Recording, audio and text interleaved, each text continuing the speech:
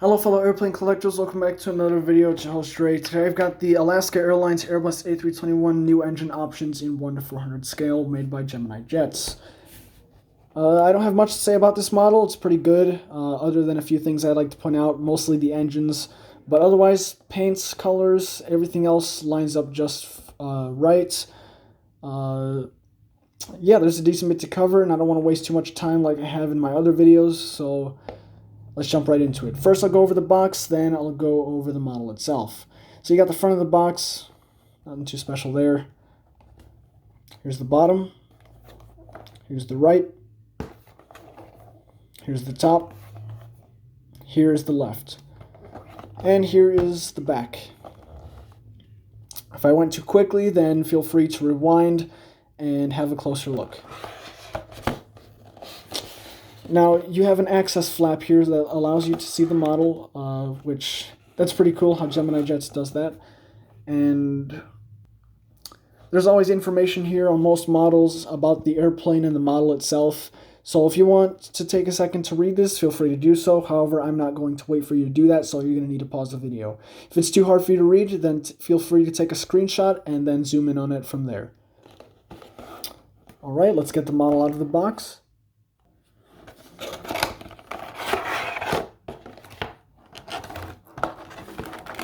Oh, God. This one's a little tough to open. There we go. Alrighty then. Yeah, so there's the model. So here's the model. I'll do a quick 360 of it before I go into an in-depth review.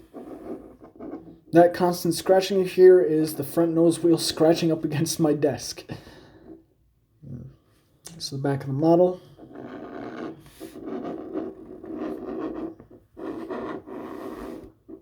Here's the front of the model.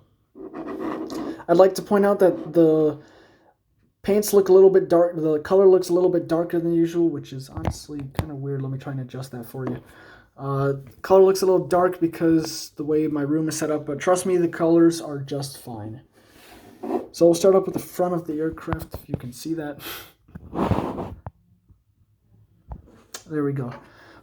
I'll try my best to get as much detail as I can with the front of the aircraft.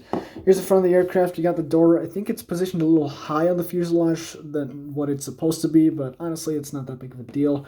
And yes, what you're seeing here, that is a little scratch on the nose. That's a paint scratch. So that was not brought about from me. That was already on the model when I opened it. So just be careful with that. Yours might have one too if you ordered this.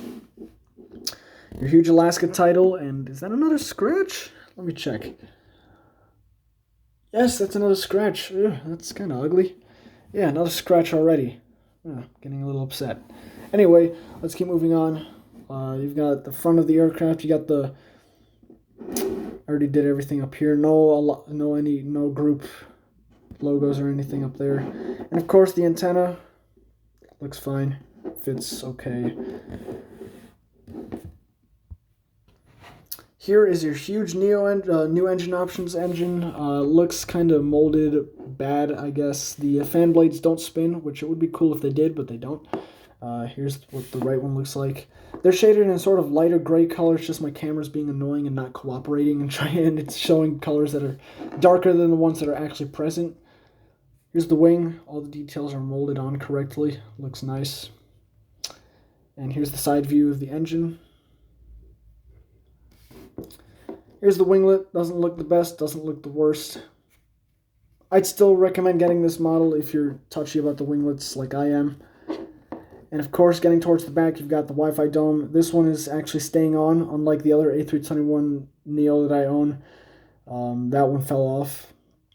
The antenna here, your registration, November 928, whatever the rest of the letter codes are, VA. I'm not sure how to say that in radio talk. And of course, you've got your huge tail with whatever this guy's name is, I forgot. Tail looks fine. Everything looks okay. The only thing that I have to complain about is, well, right now, from up here, the two wings here, those look okay, but from the back, The wing flex is way too high. It reminds me of the United Airlines Embraer 175 that Gemini did a while ago. Wing flex is way too high, so beware for that in your model if you were to get one. Here's the other side, basically the same as the left side. The winglet on this side looks a lot better, as you can see, and if my camera would focus on the rest of the model, that'd be just fine. Camera never wants to cooperate with me now, does it? Yeah. For those of you who are picky about the nose is a little weird. Still looks fine. And if this is bugging you just as much as it's bugging me, that's just a number. It's not a scratch. I'm not sure what that number says. I think it's 921. Honestly, I don't know. I can't tell from here. Here is my best attempt at getting you the view of the bottom of the model. And here is what the top looks like. Sorry if my fingers get in the way of anything, yeah, I'm trying my best. So as for the landing gear, and okay, if I could see that, then I can barely see that with the angle the camera's at. Much better. Alright, so you can tell the wheel here, it's bent a little forward, angled backwards a little bit, more than what it's supposed to be. That's a little weird. It still stands at the correct height somehow. I'll show you that in a second. So yeah, it's a little weird.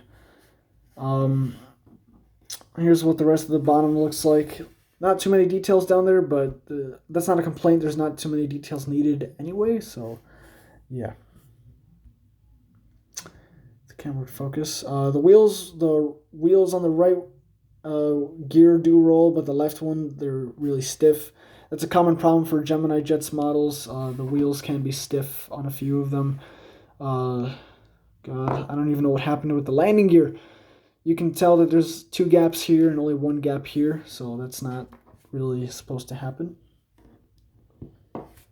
And yeah, you can see the model does stand somewhat okay. If you can see that it's bent, it still looks okay despite the fact that it has a tilted landing gear, but honestly I don't care too much. It still works for me.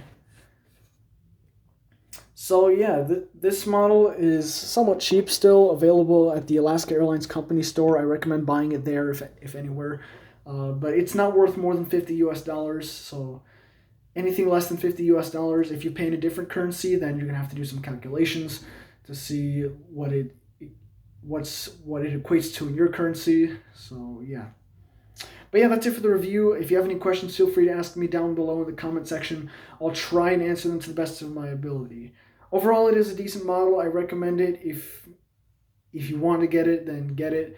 But if another modeling company like NG Model does end up releasing one of these, then get that one instead. Because there's a few things, as I pointed out earlier, that could be improved upon. That's it for this video. Like, comment, and subscribe. Stay tuned for more airplane content because I do have some more coming up soon. And I'll see you guys in my next video.